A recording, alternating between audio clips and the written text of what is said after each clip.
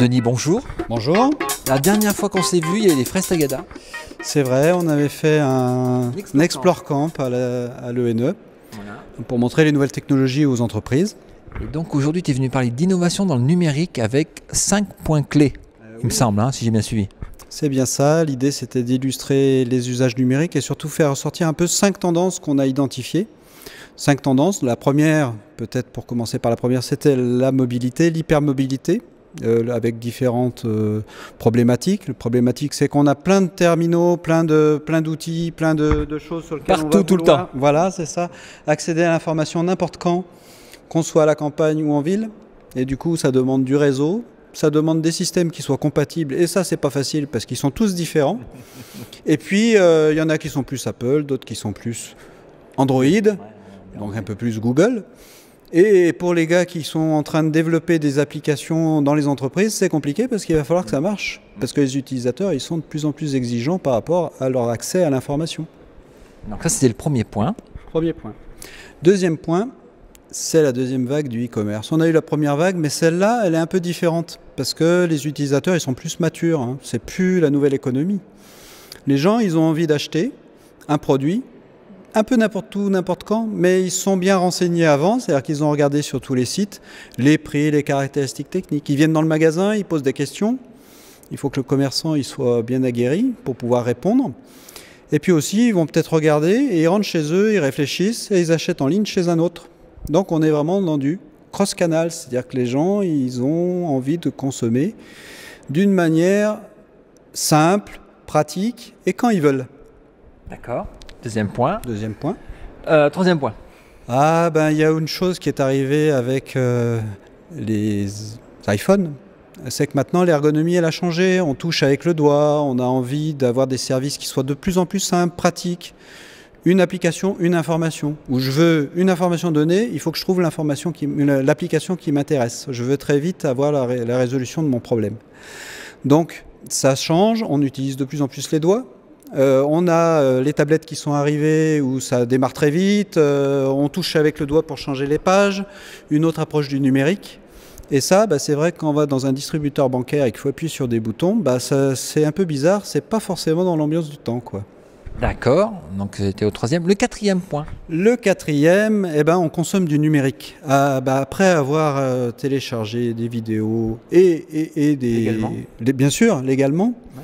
On a les livres qui arrivent et qui vont bouleverser les choses avec des nouveaux supports qui sont les liseuses. Les liseuses, c'est un peu une tablette, mais c'est pas une tablette parce que l'écran il n'est pas tout à fait pareil. Oui. Mais c'est quand même assez sympathique parce qu'on va pouvoir se promener et puis dans le métro ou dans le transport, on va pouvoir lire son livre en couleur parce que jusqu'à présent c'était pas en couleur. Noir et blanc. Ouais.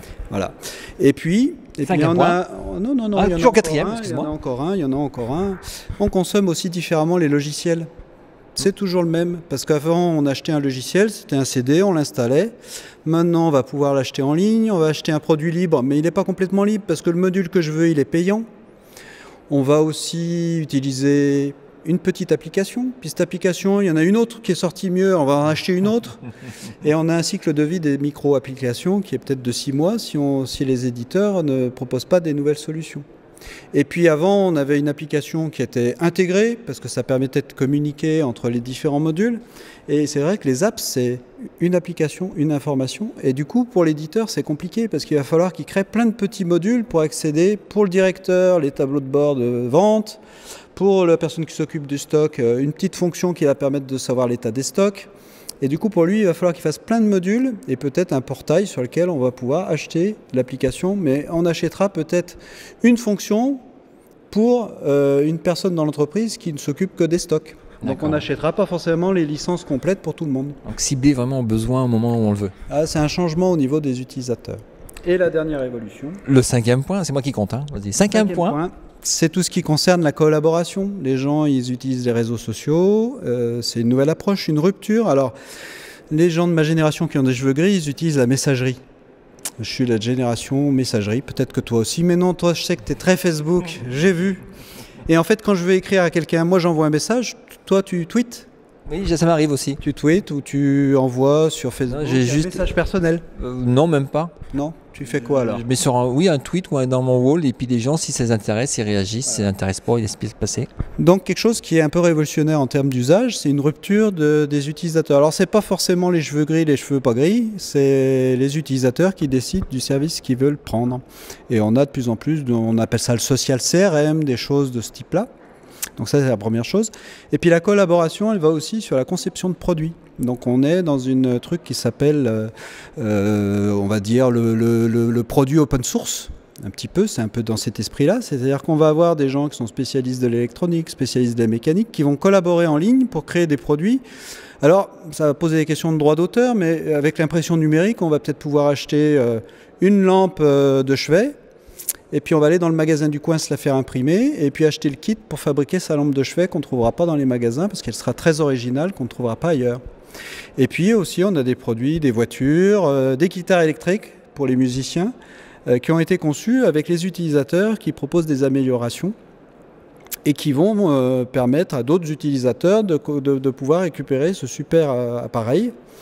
Et donc ça, c'est une nouvelle chose. Alors il faut peut-être rentrer dans ce mouvement lorsqu'on conçoit des produits, parce que c'est intéressant de bénéficier de compétences qui sont peut-être à l'autre bout du monde, mais qui pourraient apporter de la richesse dans son produit.